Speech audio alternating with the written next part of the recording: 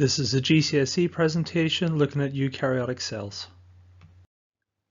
So to get started, all living organisms, regardless of plants or animals, they're all made up of small subunits that we refer to as cells. What words can you think of that link to the concept of a cell? So when you hear the word cell, what comes into your head? Pause the video now, have a go at that, and after about 2 minutes, restart the video. In this lesson, you'll be looking at labeling a plant and animal cell and the parts of that cell.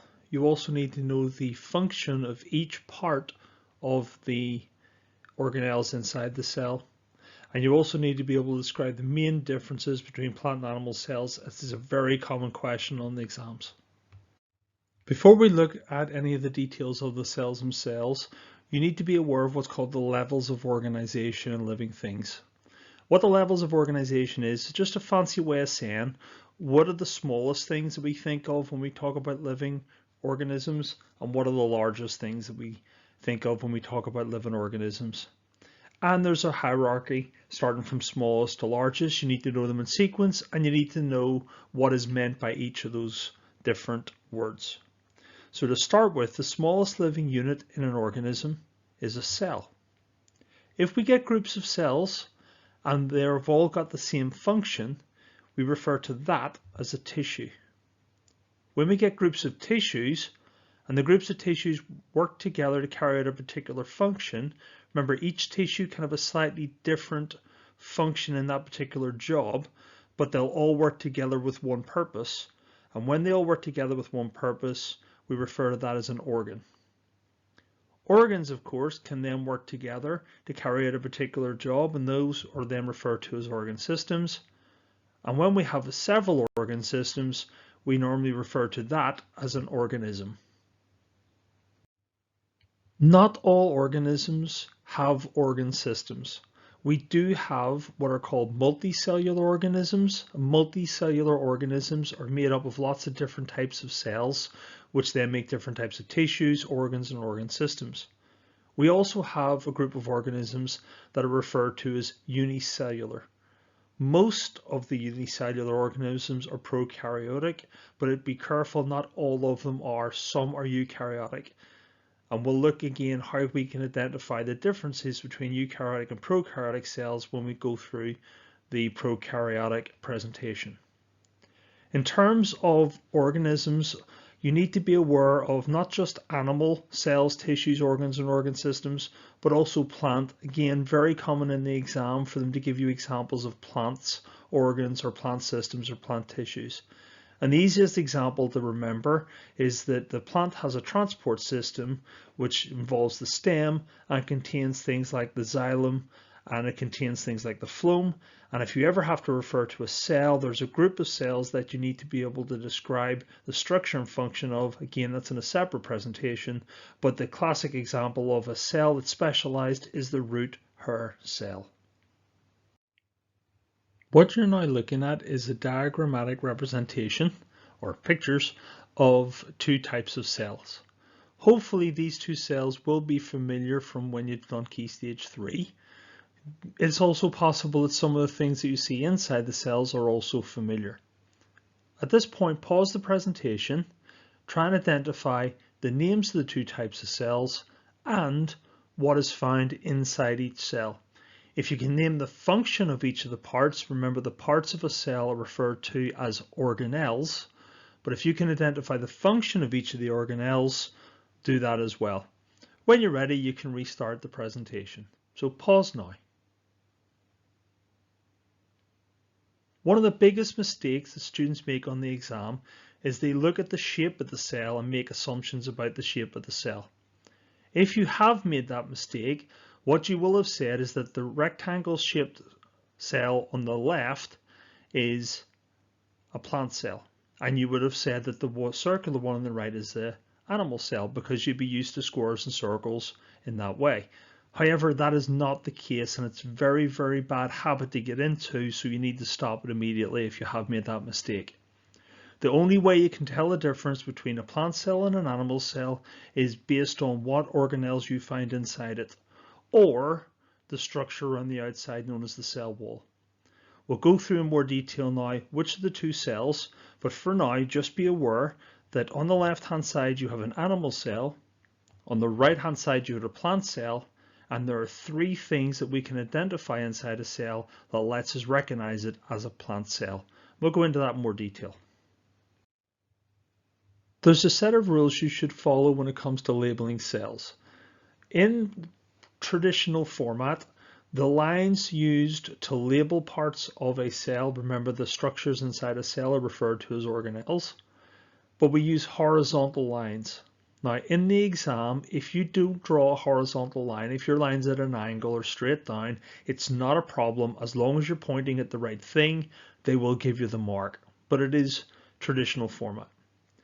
In the exam, however, anytime you draw a line to label part of a cell or part of any diagram, you should use a ruler.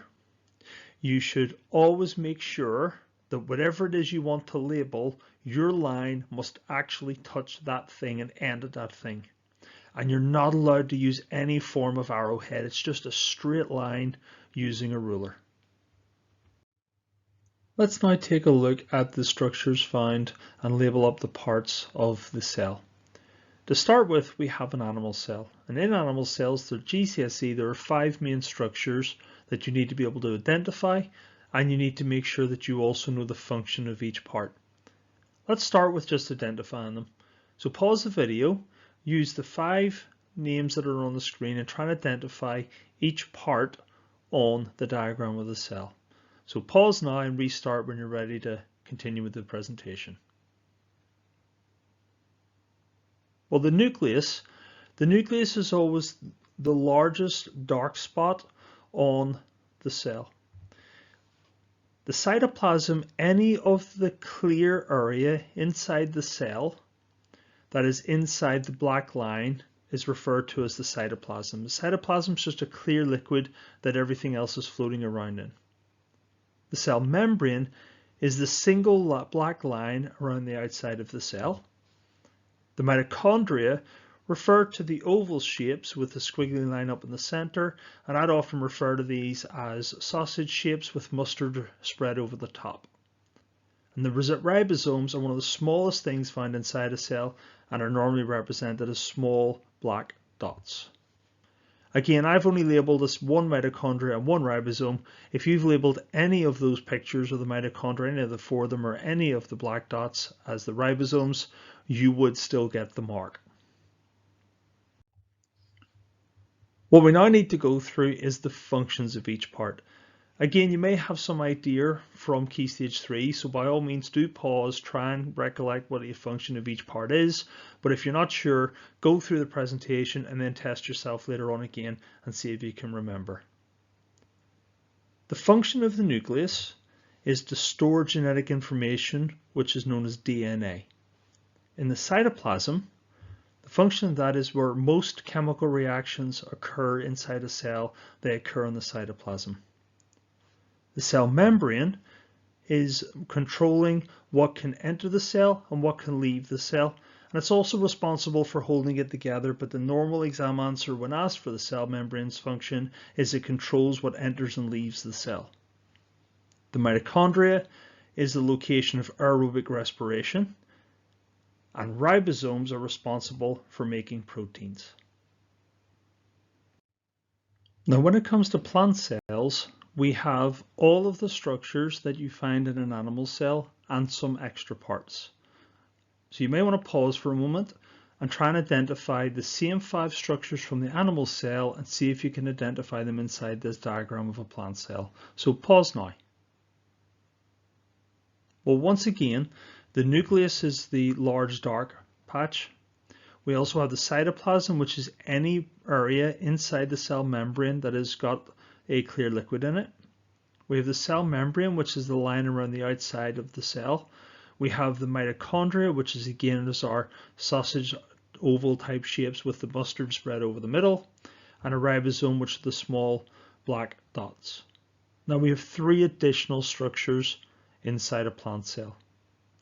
Chloroplasts are easy to spot in a color photo because they will always come up as green, because chloroplasts contain a green pigment called chlorophyll, which is involved in photosynthesis. We also have a permanent vacuole, and again, it should be pretty easy to spot. It'll be a large section, normally around the center of the plant cell, which contains cell sap. And lastly, we have the cell wall. Now, the cell wall is a structure around the outside of the cell membrane.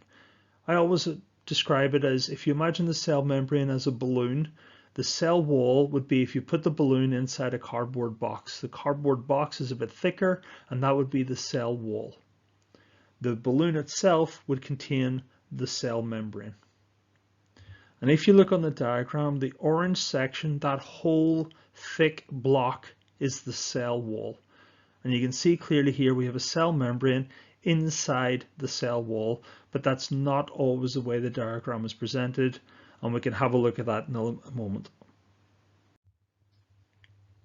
Now we're going to look at the function of each part.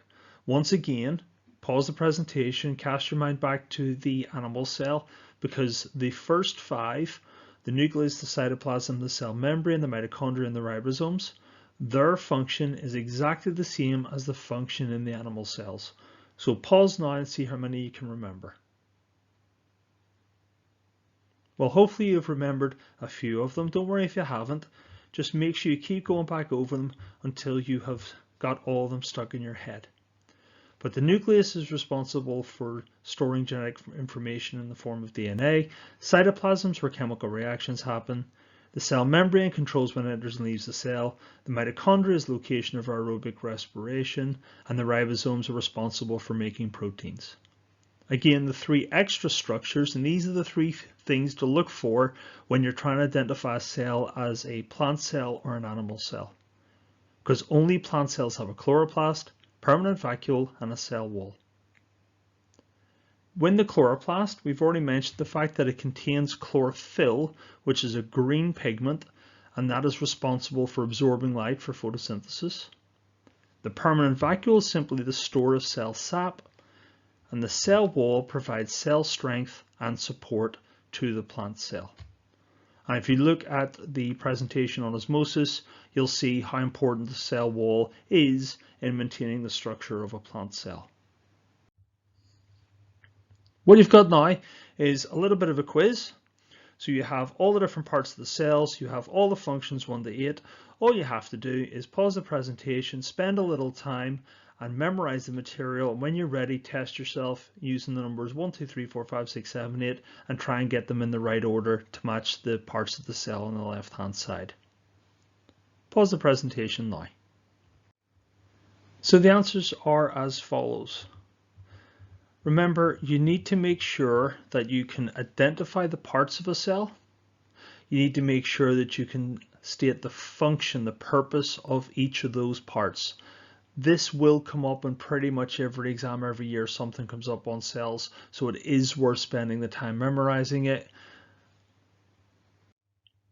Now, earlier in the presentation, I mentioned that the cell membrane and cell wall aren't always separate in a plant cell.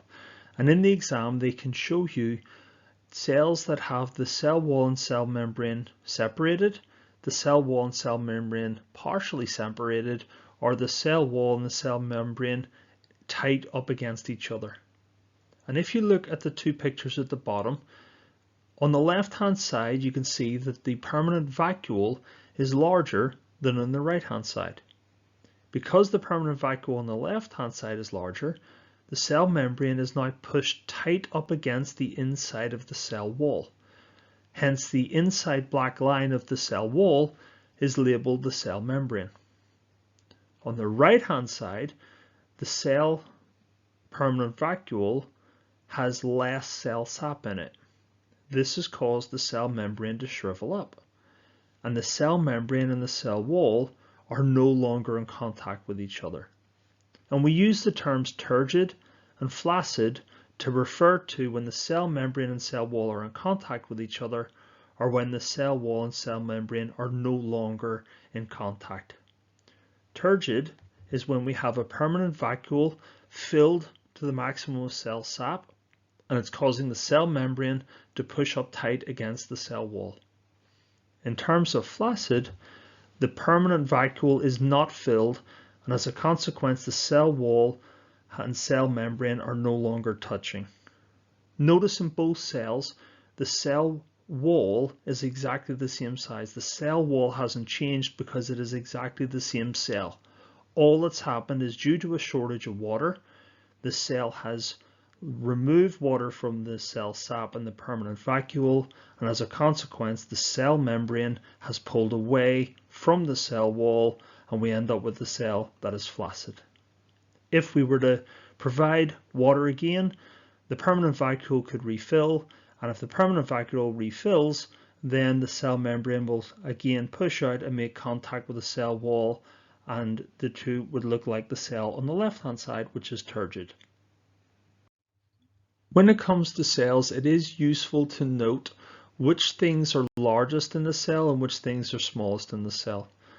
Pause the presentation for a moment and try and work out the order of the four labels, the four structures, the nucleus, the ribosomes, the chloroplast, the mitochondria, and put them in order of largest to smallest. Pause the presentation now. Well, the largest structure inside the cell of those four is the nucleus. As we start moving down, we get the chloroplast, the mitochondria, and the smallest is always the ribosome. In fact, ribosomes wouldn't even be visible on a light microscope. At this point, you need to keep going back over the content. You need to be able to draw from memory and label both the plant and animal cell.